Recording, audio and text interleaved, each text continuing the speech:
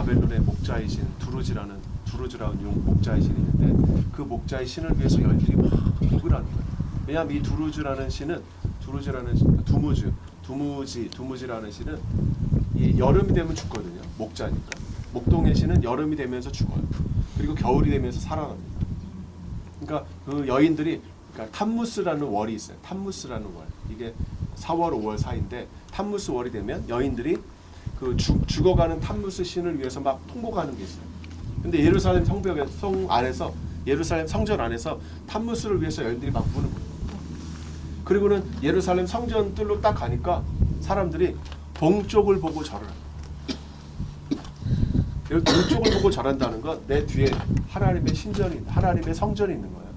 하나님의 성전은 내 뒤에 있고 동쪽은 감람산 쪽이죠.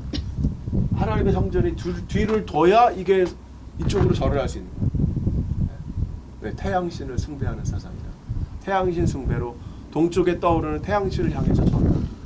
이런 현장이 에스겔 당시에 있었다. 에스겔은 예언이 언제 주었습니까? 597년부터 그 이후 바벨론 포로로 잡혀간 1차 바벨론 포로와 2차, 3차 바벨론 포로 그 어간에 활동했던 선지자가 에스겔 선지자. 우리는 산당을 파했다는 이름을 바꾸시고 그렇죠. 다시 재단을 만들어서 거기서 예배하는 장소에 썼는지를 알았거든요. 성경을 읽으면서 계속 이렇게 혼합되어 있는데 계속. 근데 그런 이것이 종교 개혁이 이루어지기까지는 계속. 그러니까 예루살렘 성전에도 태양신을 숭배하는 태양신상이 있었던 거예요. 그거를 아무도 문제 삼지 않았다. 그러니까 그 유일신 개념이 등장했어요. 언제부터 이스라엘이 유일신, 하나님만이 신이다. 다른 건 신이 아니다. 라는 사상이 들어왔냐는 거죠. 그 시작이 이제 엘리야 시대라는 거죠.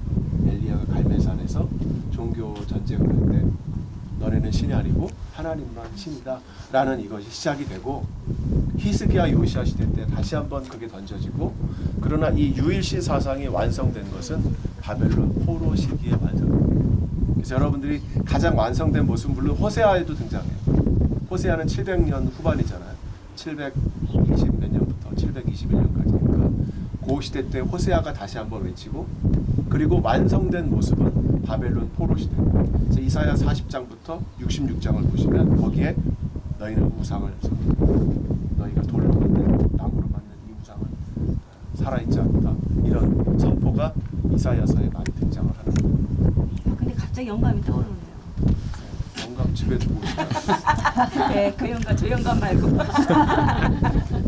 무슨 아니, 영감? 그러니까 이게 이 예배 드렸다가 우상 숭배 때 했잖아요. 근데 우리가 육체가 우상 숭배했던 사람이잖아요. 근데 하나님을 섬기잖아요. 만약에 그러면 내가 죽어야 되는 건데. 그렇죠.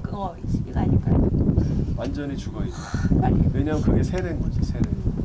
그게 세례는 물속에 들어갔다가 완전히 죽음을 경험하고 호흡이 단절됨을 경험하고 목사님 말씀하셨잖아요. 세례에서 수호흡이 끊어지는 걸 경험하는 거예요. 그래서 저희 교회에서는 저는 침례를 해요. 왜냐하면 죽음을 경험해요. 세상의 공기와 단절됨을 약 5초라도 경험을 하고 그리고는 다시 물 밖으로 나오는 거예요. 이게 그래서 이 번제단이 우상에게 드려졌던 처럼 번제단 이런 경우는 요시아는 저기다가 시체에 뼈를 뿌립니다. 시체를 꺼내서 뼈를 저기다 올려요. 그럼 저건 회파해야 돼요. 어떤 신에게도 저거는 사용할 수 없어요. 그럼 다시 다 무너뜨리고 새로운 돌을 가져다가 다시 쌓아야 돼요. 우리가 새로 지어지는 거예요. 그래야 하나님께 나아가요. 근데 아직도 우리 안에 그런 예전의 모습이 있다면 이거는 혼합 종교를 상징합니다. 실제 우리 안에 혼합 종교 많이 있어요. 네, 혼합 종교 많이 있어요. 교회 다니면서 뭐 운명 철학관 이런 데 가고 점치고 이런 그런 많이 하잖아요.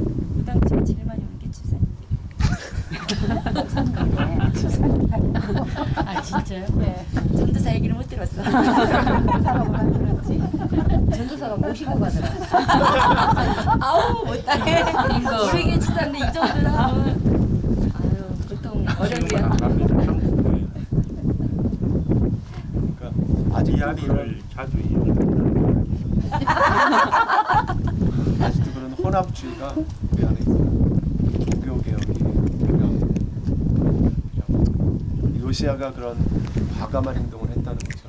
근데 재밌는 건 요시야가 종교개혁을 하고 죽은 게 609년이에요. 609년에 요시야가 죽는데 요시야가 종교개혁을 했잖아요. 근데 586년에 바벨론으로 포로로 잡혀요. 기가 막히죠.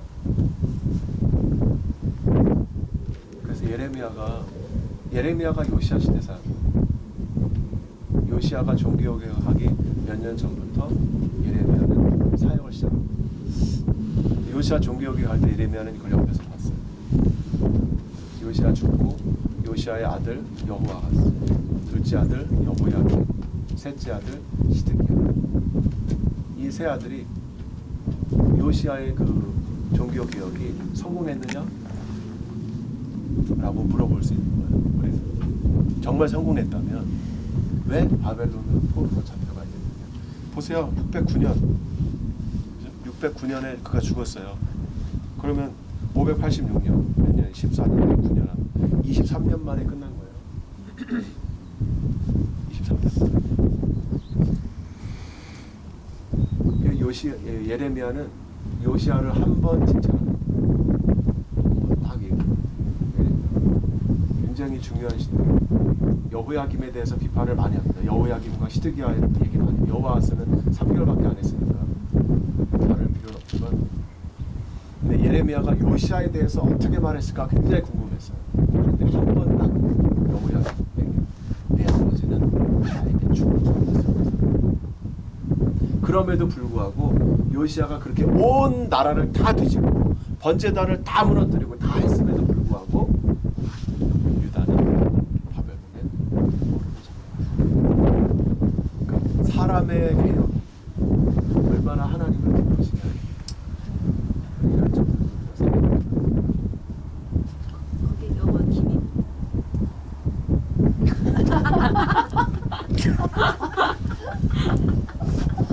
뭐라고 그러신 거예요? 해석 불가. 여호와김이요. 녹색 빨간색 여호와김 김씨. 김. 김. 김. 네.